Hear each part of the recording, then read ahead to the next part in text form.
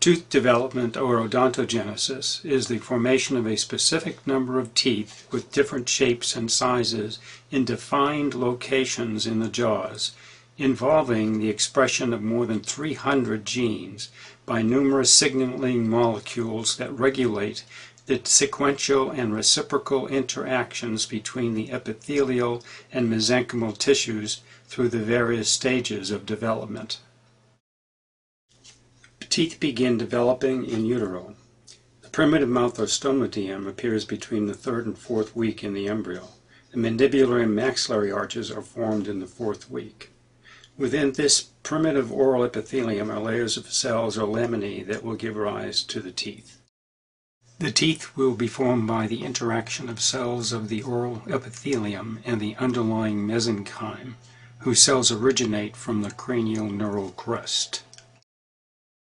This shows a fetal mandibular arch that has the continuous general dental lamina that will extend to form the laminae and buds for the primary and the permanent teeth. The general lamina starts in the midline with 5 anterior primary tooth buds and their succedaneous permanent bud laminae, and ends with 3 posterior non-succedaneous permanent molar buds. There are several stages of tooth development.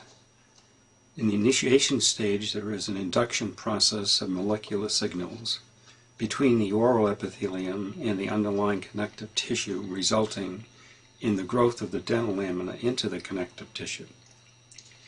The bud stage comprises a proliferation of the dental lamina into a rounded structure overlying an aggregation of connective tissue cells adjacent to it.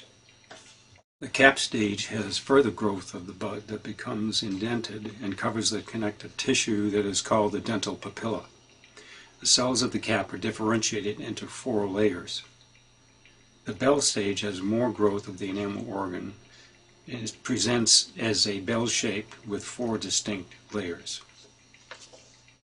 In the appositional stage, there is formation of the crown by dentinogenesis and amelogenesis, with the deposition of dentin protein or collagen and the enamel protein or melogenin, and the beginning of calcification. Preameloblasts from the inner enamel epithelium induce the adjacent cells of the dental papilla to become odontoblasts that then produce the dentin matrix, which in turn induces the preameloblasts to become ameloblasts that produce the enamel matrix.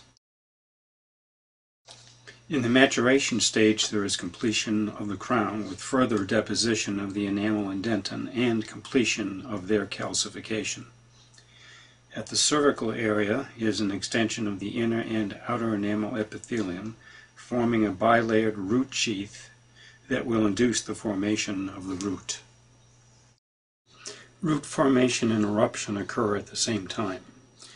The epithelial root sheath induces odontoblasts to form root dentin, and then it disintegrates, allowing cells from the dental sac to become cementoblasts, aligning next to the dentin and producing cementum matrix that will calcify into cementum.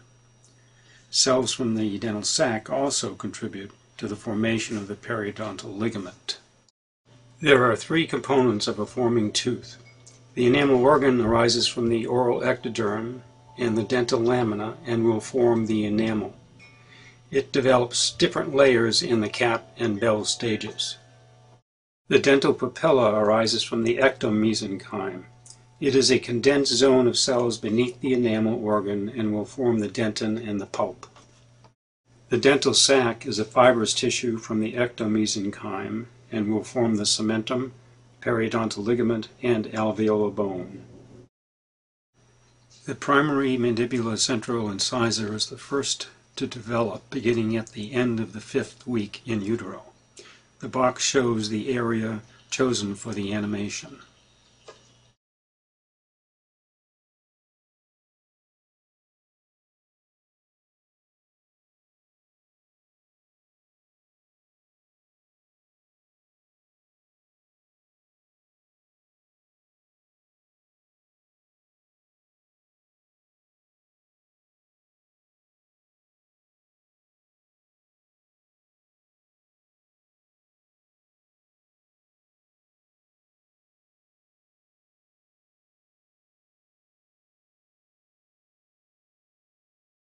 At this stage, the three components of the tooth are present.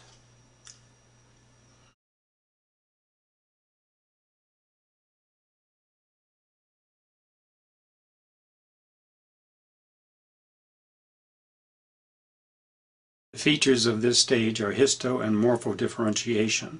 Note the shape of the dental papilla resembling a mesiodistal view of the crown of the incisor, and the identity of the various components. The boxed area will be magnified to show more cellular detail. The outer and inner enamel epithelium. The stellate reticulum and stratum intermedium, the dental sac, preodontoblast, and the dental papilla. This boxed area will be magnified to show details of dentinogenesis and amelogenesis. The enamel knot area that signals changes to begin apposition. The inner enamel epithelial cells at the future incisal edge elongate and differentiate into preameloblasts. This change induces the preodontoblasts to elongate and to differentiate into odontoblasts that produce dentin matrix or predentin. Note the elongated preameloblasts differentiated from the inner enamel epithelium, and the elongated odontoblasts differentiated from preodontoblasts that produce dentin matrix. Next, the preameloblasts elongate to become ameloblasts with polarized nuclei. The basement membrane is resorbed and ameloblasts deposit enamel matrix adherent to the dentin. The ameloblast and odontoblasts move in opposite directions.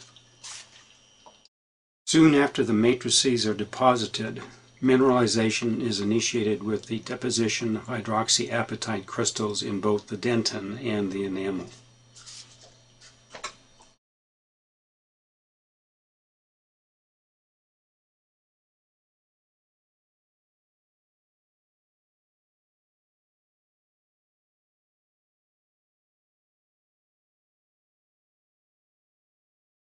At this stage, amelogenesis has finished. The ameloblasts are programmed to die, thus the enamel can no longer form, whereas the dentin continues to form throughout the life of the tooth. The boxed area is magnified to show the root sheath and the process of root formation. This is the cervical loop area with the Hertwig root sheath and its extended diaphragm that will outline the root formation.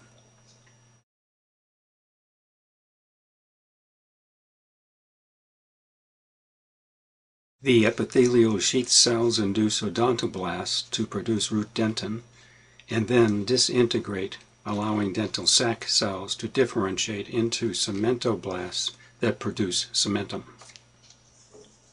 Some sheath cells may persist in the periodontal zone as epithelial rest of Malassez.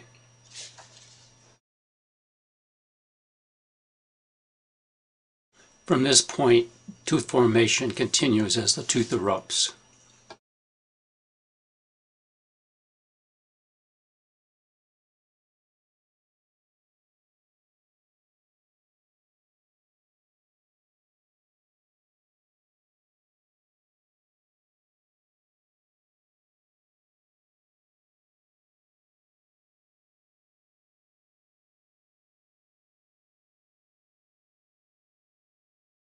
Eruption has completed.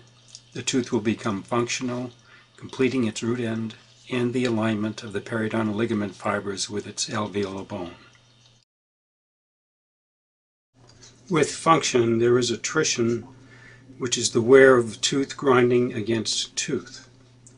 To maintain the height of the tooth in the alveolar bone, there is further deposition of cementum at the root end. This is referred to as passive eruption. Unlike enamel, dentin and cementum can continue to form as long as there are viable cells. The periodontium and alveolar bone constantly are remodeled throughout the life of the developed tooth. What follows is an uninterrupted review of the animation on tooth development.